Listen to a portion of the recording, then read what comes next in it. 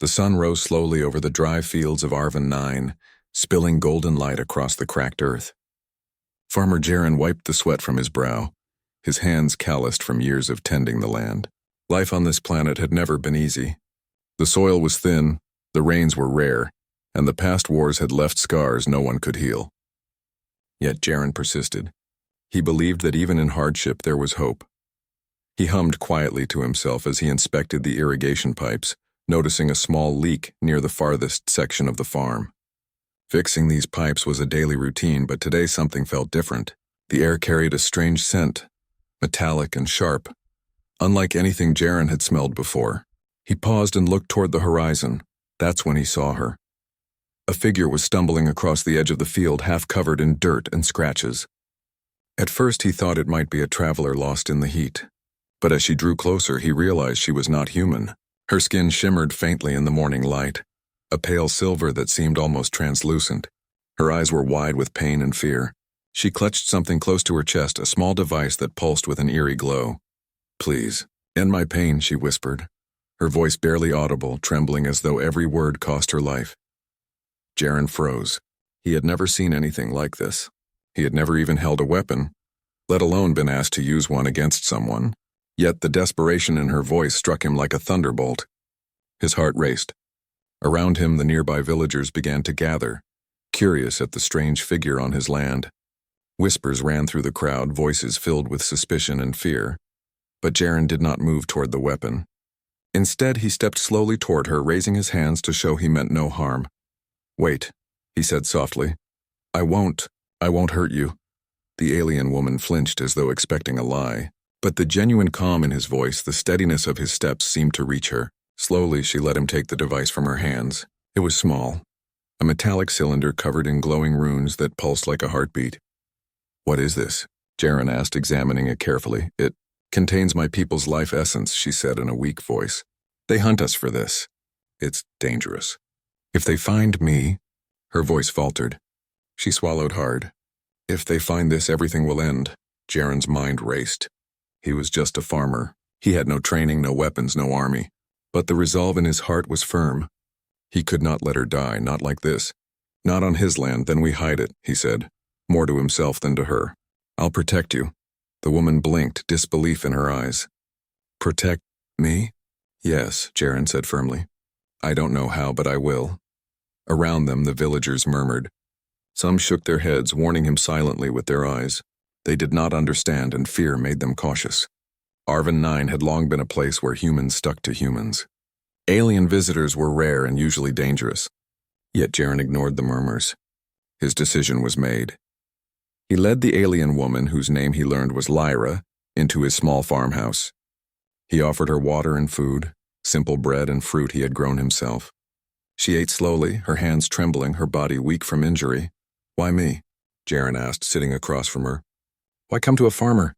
"Why not someone else?" Lyra's silver eyes filled with tears. I had nowhere else. My world is gone, my people. They were taken. I ran as far as I could. I hoped, maybe, just maybe, someone would help me." Jaren nodded. He understood. Not fully, because he had never faced war beyond the stories of the old, but he understood the desperation. Hours passed. Lyra rested on a cot in the corner, and Jaren cleaned and repaired the small device she had carried. As he worked, he realized the device was more than a weapon. It was a container, a vessel for a type of energy that pulsed with life. From the faint glow he felt warmth and, oddly, a sense of intelligence. It was alive in a way and fragile. "What is it capable of?" he asked carefully. "It can save worlds or destroy them," Lyra whispered. "If it falls into the wrong hands, everything dies. My people, we were hunted for this energy. Most did not survive." Jaren's eyes widened. He was a simple man, used to the predictable cycles of planting and harvesting. Now he held in his hands something that could end countless lives. And yet he could not bring himself to fear it, not fully. He felt responsibility, and with responsibility came resolve. Outside, the wind carried faint sounds of movement. Jaren glanced out the window. Shadows moved along the distant hills. Bounty hunters. Lyra stiffened as she saw them too. Her fingers clenched the blanket around her and her face paled. "They are close," she said. "They will not stop until they get it." "Until they get me." Jaren took a deep breath. Then we will be ready. I don't know how, but I will keep you safe. This farm, it's not just dirt and crops. It's my home. And here you are safe." Lyra studied him, the disbelief slowly giving way to hope. You would do this for me?" "Yes," Jaren said simply. "Because it's right. And because no one should die like you were about to. Not if I can prevent it," night fell. The stars stretched across the sky, bright and cold. Lyra had never seen a sky like this. No pollution, no artificial light, just the pure expanse of space mirrored in the stars. She felt small yet strangely comforted. Here was a human, one of her species' supposed weaknesses, showing strength not through weapons but through courage and kindness. Jaren prepared the farm for the inevitable confrontation. Using what he had, he created traps and diversions. Old irrigation lines were rerouted, storage sheds were reinforced, and hidden paths between the fields were cleared. Every action was careful, deliberate. Though he had no formal training, he relied on his knowledge of the land, his understanding of machinery, and his ability to think quickly.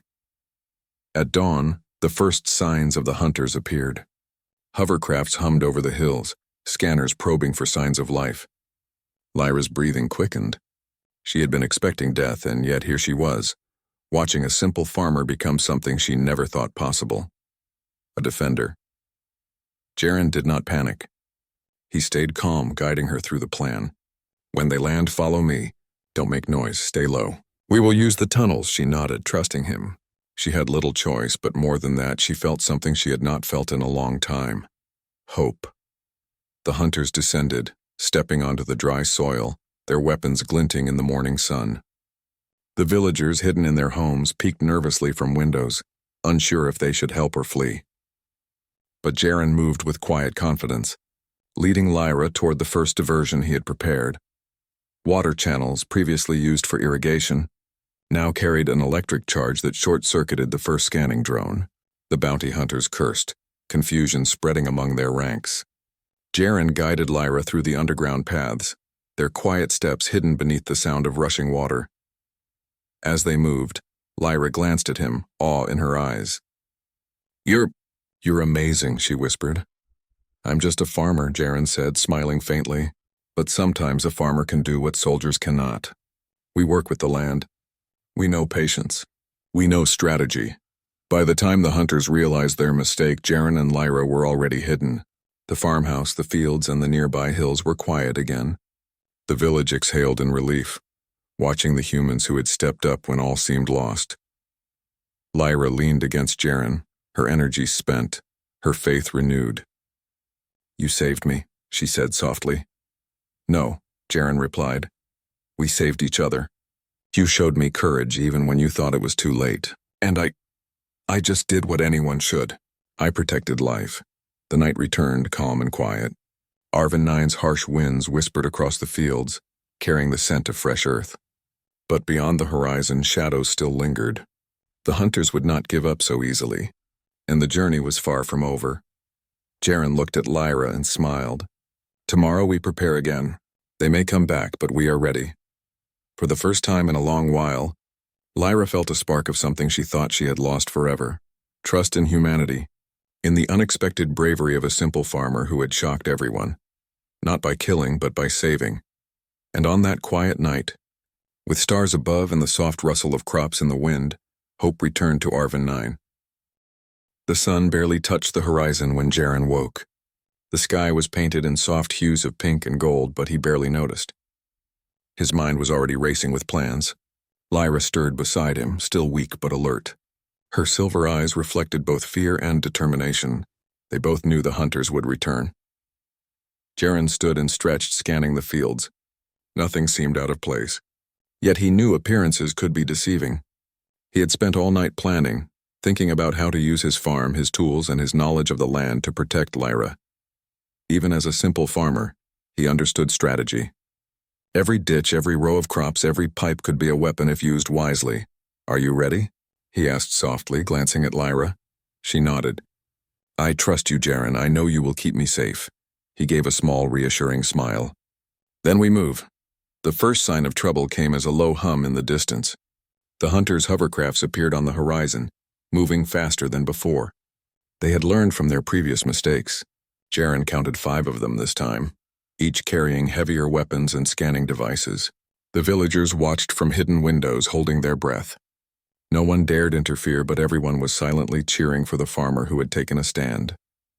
Jaren grabbed a set of tools from his shed, hoses, pipes, farming equipment, and led Lyra toward the first trap. He had rigged the irrigation ditches with a makeshift electric system. The water ran through copper lines, creating a safe but effective barrier against the hovering drones. As the first drone swooped down, the water sparked, sending a short circuit that disabled it instantly. Lyra gasped. You planned all this? Jaren shrugged. I work with the land every day. It tells me where to dig, where to hide, where to fight without fighting. Watch and learn. The second hovercraft scanned the fields. Jaren led Lyra behind the rows of wheat, then activated a rigged scarecrow. The scarecrow's head spun and emitted a piercing light, confusing the drone's sensors. It spun in circles before crashing into the field, tangled in the crops. Lyra's eyes widened in disbelief. It's amazing. Jaren ignored the praise. They had no time to celebrate. The hunters were relentless. They descended on foot, stepping cautiously, weapons ready. Jaren ducked into a hidden tunnel he had dug months ago to store tools. Lyra followed, grateful for the safety. Inside the tunnel, the walls smelled of earth and oil. Jaren held up a small flashlight. We have to split up. I'll lead some of them away. You stay here and protect the device. Lyra hesitated. I can't fight. You don't have to, Jaren said firmly. You just have to survive. That's enough. With that, he crawled out through a side exit, leaving Lyra safely hidden. The hunters moved cautiously through the fields. Jaren emerged from the shadows, quietly activating another trap. A series of hanging ropes connected to old metal pans clanged and spun, startling the hunters. One of them tripped, falling face first into the dirt. Jaren grinned silently. The humans might not have advanced weapons, but they had something better: creativity and patience. He used every inch of his farm to outsmart the hunters. He led them through muddy fields into rows of tall crops and past pits disguised as solid ground. Each step was calculated, every move designed to tire them out. Meanwhile, Lyra stayed hidden in the tunnel. She watched the energy device, her hands hovering near it as if willing it to stay safe. She thought about her people, about everything she had lost. She thought about the human who had saved her life without hesitation, who had risked everything for a stranger. A warmth spread through her chest, a feeling she hadn't experienced in a long time. Hope. The hunters were growing frustrated. They called out in harsh alien voices, but Jaren did not answer. He remained invisible, moving silently, using the land as his shield. When one of the hunters aimed a scanner in the wrong direction, Jaren activated a hidden water pump. A burst of mud sprayed into the hunter's face, causing him to stumble backward. The others cursed, shaking their heads in disbelief. By midday, the hunters were exhausted. They had no idea that the simple farmer they underestimated was the one orchestrating every move. They regrouped, forming a tight circle around what they believed was Lyra's hiding spot. Jaren observed from a distance, thinking quickly. He needed a final plan to end this chase without anyone being hurt. He grabbed an old transmitter from his shed. It was meant to communicate with the village's automated weather system, but Jaren had modified it. With a few adjustments, he sent out a false signal mimicking the energy device's signature, leading the hunters away from Lyra's hiding spot. The signal pulsed like the real device, and the hunters, desperate, followed it blindly. Lyra peeked from the tunnel and saw the hunters moving away. She could hardly believe it. Jaren had saved them again without firing a single shot. She felt a mix of relief and awe. When the hunters were far enough, Jaren signaled for her to come out. She emerged cautiously, blinking in the bright sunlight. The farm looked peaceful again, but the tension was still there. Jaren placed a hand on her shoulder. They won't come back for a while, he said. But if they do, we'll be ready, together. Lyra smiled faintly, tears in her eyes. I don't know how to thank you. I thought I would die, but you gave me life. You don't need to thank me, Jaren said simply. Just survive. That's enough. The villagers slowly emerged from their homes. They had watched from a distance, expecting tragedy, and instead saw a miracle. A simple farmer had faced advanced hunters and protected an alien stranger. Their whispers turned to praise, and some even offered help for the next time danger arrived. As evening fell, Jaren and Lyra sat outside the farmhouse, watching the sun dip below the horizon. The sky turned deep orange and purple, the wind carrying the scent of soil and crops. Lyra held the energy device close, feeling its warmth. She thought about her people, about the hope she could now carry back to them. "You know," she said softly, "I thought humans were weak, that you could not protect yourselves, let alone others." "I was wrong," Jaren chuckled. "Weakness is just a matter of perspective. We may not have claws or advanced weapons, but we have something stronger. Patience, creativity, and the will to protect. That's what makes us strong." Lyra nodded, her silver eyes shining.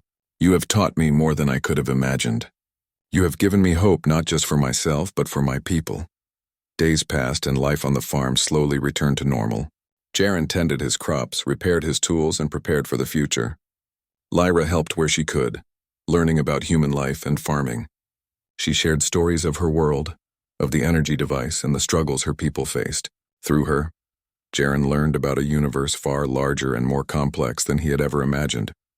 Despite the peace, both knew danger could return. The hunters had been defeated for now, but they would come back. And when they did, Jaren was ready, not with weapons, but with his mind, his land, and his courage. One evening, as the stars appeared in the sky, Lyra turned to Jaren. "You saved me even when I asked for death. You shocked everyone, even me." Jaren smiled faintly. "I didn't shock anyone. I just did what I believe is right. Sometimes the simplest choice can be the hardest, but it's worth it." Lyra looked at him, her expression softening.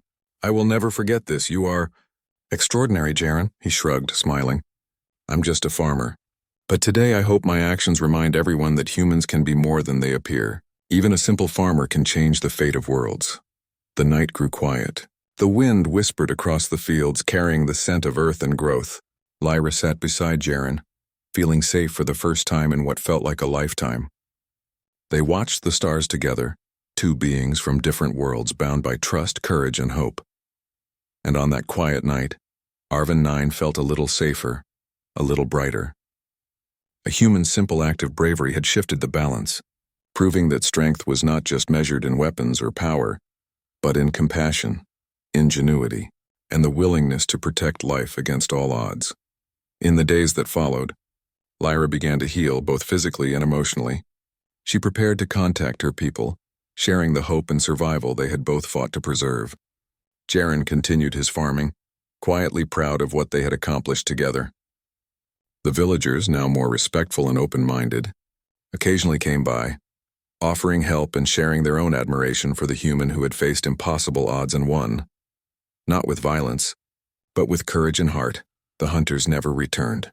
Perhaps they had realized that brute force could not defeat someone who understood patience, strategy, and morality. And though Lyra knew they might come someday, she also knew that as long as Jaren was there, she would not have to face the universe alone. And so, life went on. The farm thrived, the crops grew, and hope returned to Arvin 9. Lyra and Jaren worked side by side, proving that even in a universe filled with danger and despair, humanity could shine brightly, not through domination, but through the courage to protect, the strength to endure, and the wisdom to choose life over death. And in that quiet, peaceful world, both knew one truth. Sometimes, the most extraordinary hero is the one no one expects. The human farmer who shocked everyone, not with a weapon, but with a heart full of courage.